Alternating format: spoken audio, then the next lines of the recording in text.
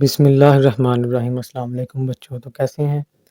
आज हम एक्सरसाइज 1.3 और उसका सवाल नंबर 7 करने लगे हैं, जिसमें वो हमें कहेगा कि आप ए और बी की जो वैल्यू है ना वो फाइंड करके दे दो।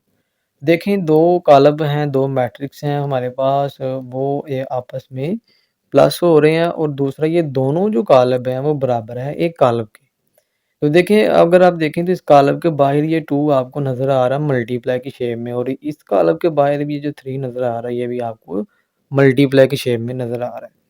तो देखिए, आपने क्या करना है, सबसे पहले इस 2 को अंदर मल्टीप्लाई करवा लेना है और इस 3 को भी अंदर मल्टीप्लाई करवा लेना है। आपने ये चीज़ पकड़ लेनी है।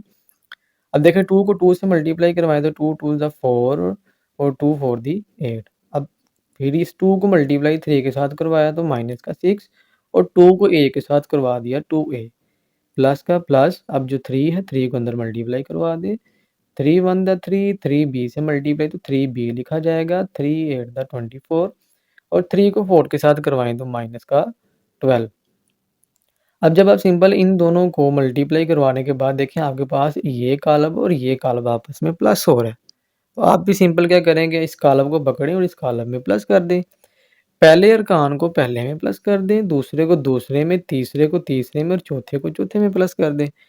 जैसे 4 जमा 3 होता है 7, 8 जमा 3 भी। अब देखिए, मैंने बताया था कि कांस्टेंट जो होता है ना वो कांस्टेंट में ही प्लस माइनस होता है, लेकिन कोफिशिएंट के साथ वो प्लस माइनस नहीं होंगे। तो हम क्या करेंगे, हम उनको एज इट लिख देंगे। जैसे कि 8 + 3b हमने एज इट लिख दिया।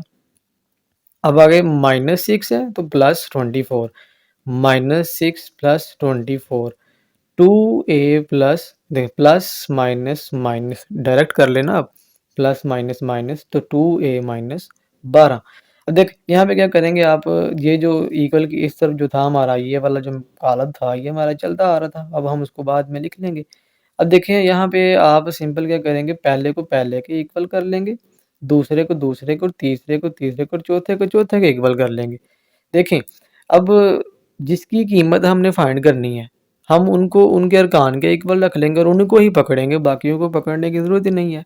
क्यों? क्योंकि उस देखो ऊपर उसने कहा हुआ कि आप ए और बी की वैल्यू फाइंड करो।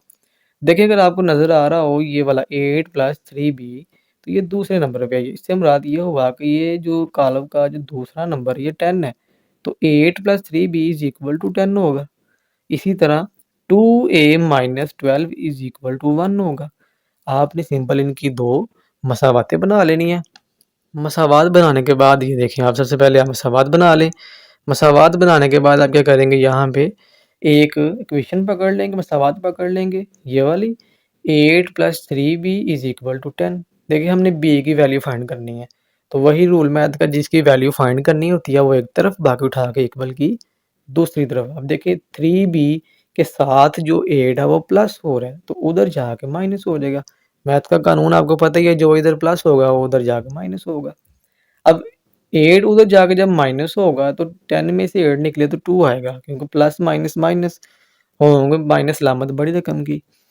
तो जिसके साथ आपको पता है साइन कोई नहीं होता, वो ऑलरेडी प्लस का होता है। अब पीछे बचा 3b = 2। अब देखिए, जो 3 है वो b के साथ मल्टीप्लाई हो रहा है, तो जो मल्टीप्लाई होगा वो उधर जाके डिवाइड होगा। अब देखिए, b के साथ ये 3 मल्टीप्लाई हो रहा है तो उधर जाके डिवाइड करवा दिया, और यहाँ से b = 2/3 आपका आंसर निकल आया। इसी तरह अब इक्वेशन हम 2 पकड़ लेंगे, यहाँ से देखें आप, 2a - 12 = 1। अब वही बात, हमें a की वैल्यू चाहिए, तो 2a के साथ ये जो 12 है ये माइनस हो रहा है तो उधर जाके प्लस का हो जाएगा।